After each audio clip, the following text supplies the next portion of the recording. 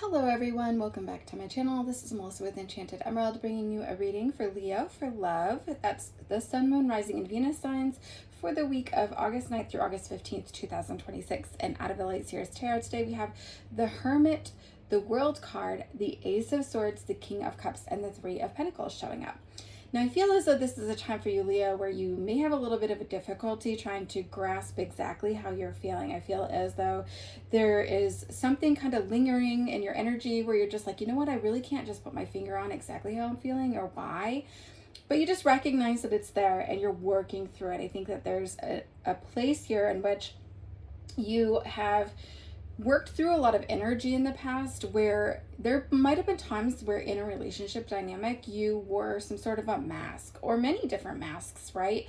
To keep yourself in a space where you weren't being as open and vulnerable and therefore wouldn't be as open to rejection, right? And I think that working through all of that, you really then essentially attracted someone to almost fill a void. And that's something that you've come to the other side of, and you realize that, you know what, game recognizes game. And so that's not something that you're looking for. You're really wanting something authentic and true and real. And you have to be able to show up in that relationship dynamic as yourself for something authentic, true, and real. And so this is what you're working on. You've realized that, you know what, I'm whole without somebody else. I don't need somebody to fill a void. What I would love is somebody to mirror back my beautiful, authentic self, right? Mirror back their authentic energy, and it just creates this beautiful play of energy, right? And that's that high vibrational love that you're calling in this Lionsgate energy. And so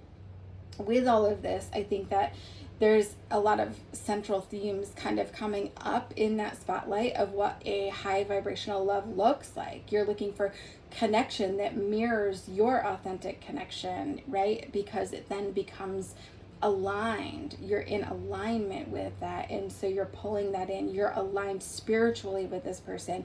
You're both equally vulnerable, and you both mutually respect one another. And so this is that heart-centered love, that high frequency energy that you're aiming for now. And I think that there's a lot to be said where if you're dealing with someone that isn't reflecting that back to you, that you recognize that in them. That's a game recognizes game, right? Where you see that they may not be as open or as vulnerable as you'd like them to be. You want them to feel safe. You want them to be able to open up to you. And I think it's really difficult because we can't force somebody else to do the work, right? It's something that we have to just hold space for them to get there. And I think it's ultimately up to you whether this is something that you want to kind of hang out and wait for and see if this person kind of steps forward and changes and is moved to change, right? But I think that you have to understand that this vague energy that they're giving you, it can breed a little bit of resentment. And so then that starts to change you and how you show up in that dynamic for that person. And so the mutual respect, the mutual understanding, that is only going to come with open and honest communication. We're talking about communication where you speak your piece and then you quietly listen so that they can speak their piece and not be focused on your thoughts or what you're going to say next or getting lost in your own emotion or getting defensive, right?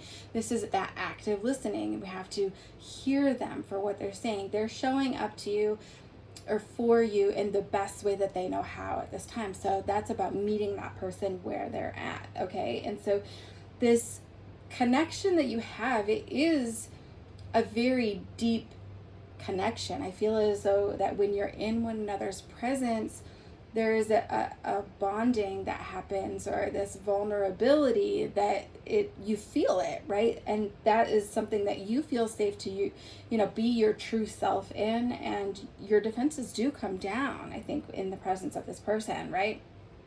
You're not worried about fear of rejection or anything like that. And therefore, it opens you up to feel this emotion more strongly. And so I think that when you're in that and you're feeling that emotion very strongly, that's one of the reasons, is because you feel safe around this person. But I think that there's subtle shifts in energies that are happening, right? Where you might feel that connection very deeply at one point when you're with this person, and then at other times when you're with this person, you just feel like something's off, like something isn't quite right, right? And so honor that. That's really, I think that this is coming together with this person is really going to propel one another to shift and to heal and to move into different spaces that you've never been in before in terms of feeling that connection, right? I think that this is a time where you're wanting to call in those higher frequencies. You're wanting to keep your heart chakra wide open, right? And that's exactly the energies that are available to us right now with this Lionsgate energy. And I think that there's some yoga poses that could help you to keep your heart open, right? So I just wanted to mention that if that's something that you're interested in doing. But I think that there is a space where this other person at times will withhold their intentions, when they're around you. It's almost as if they do it on purpose. It's like they want to catch you off guard a little bit, right? Because then it kind of gives them the upper hand and it makes them feel a little bit more safe, even though that's not like the healthiest way to handle that. And so I think that this person could be pretending to be less interested than they really are because that fear of rejection that kind of comes up in them when they're around you. Or they could be keeping you in the wings, kind of waiting, like as a second option. Maybe a lot of their energy or their open vulnerability is involved with somebody else that they're getting to know, right? That isn't true for everybody. I just wanted to put that out there, that is something that kind of comes up in this reading that I'm feeling into. But when they catch you off guard, if they're doing that and withholding their intentions, and then kind of catch you off guard with, not being open and honest with exactly what they're wanting, it is an advantage that they gain out of that, right? Giving them the upper hand. And so I think overall, it's important to realize, Leo, that you are nobody's second option. Okay, that's really what I'm feeling with this. Okay, you know that you have a beautiful, high vibrational energy to give, and you're looking to align with that right person. You may not always pull that in right away. And so sometimes when you see something showing up like this, it's just a contrast. You recognize that, this may not be my person. I'd really like to get to know them, but ultimately you get to decide if this is worth your time and energy. Because I think you're dealing with a lot of ambiguity, right?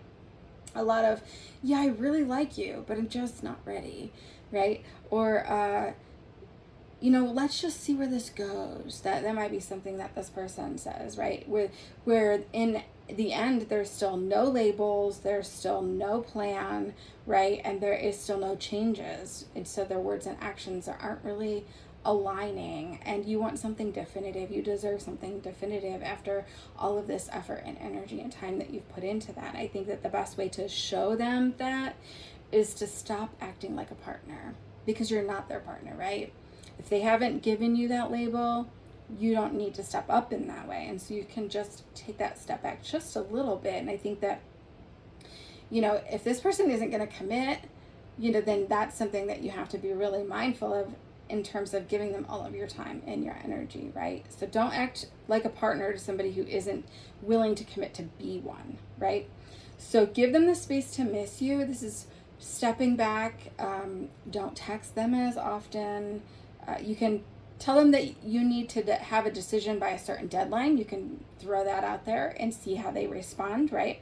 If it's something that after this it could be a mental timeline, right, that you give yourself too, that, if I don't hear a definitive plan or see some different changes and actions by such and such a date, then I'll know that that's my answer. And so you don't have to necessarily give them an ultimatum, but to just be mindful as you move through all of that. And then you would have to make that choice for yourself, right? Because I think it's less about what they're saying and more about what they're doing. Their actions are speaking way louder than their words, right? Their actions speak volumes. And so you have to be willing, as that person who's dealing with this, to walk away from excuses and know that your boundaries, your expectations, they're not a negotiation. They're not up for negotiation. It isn't something that you have to talk out, right? You know that if this isn't what you're getting from them, that you are better served putting your energy into something else, right? Or even if it's just to reinvest in yourself, right? So I think that ultimately with this King of Cups here, it's really showing that there's some sort of an illusion that you have to get through or work through in terms of like, hey, what if, right? There's a lot of those like what ifs, those doubts that kind of creep in terms of you making a solid, definitive decision to walk away from this or to stay in it, right? So, working through that and being mindful of that as you make that decision is really important, because you have the freedom to act on your own behalf and they have the freedom to act on their own interests. And so know that if they wanted to, they would, right? They would have already shown up for that. And so you can be very deliberate. You can speak matter of fact. You can do this on your terms. And I think ultimately, if you did decide to issue them an ultimatum, that would be your boundary, right? It doesn't break the relationship. It just shows you the truth. And so you're seeing that for what it is. And that's how you can stand in your own energy, Leo. So I do so hope that this has helped you in your journey as you've worked through, or as you do work through some of this. Thank you so much if you've listened to this reading this far. If you have, thank you so much. Please let me know in the comments below how this is resonating for you. You can type, if you didn't want to share, just nobody's second option, just a little phrase that kind of stuck out to you throughout this reading. But if you're interested in being aware of all of the new content as it's released, if you could hit that like and hit that subscribe button so that you're in the know of all the new content, that would be great. Thank you so much, Leo, and I wish you the best. Take care.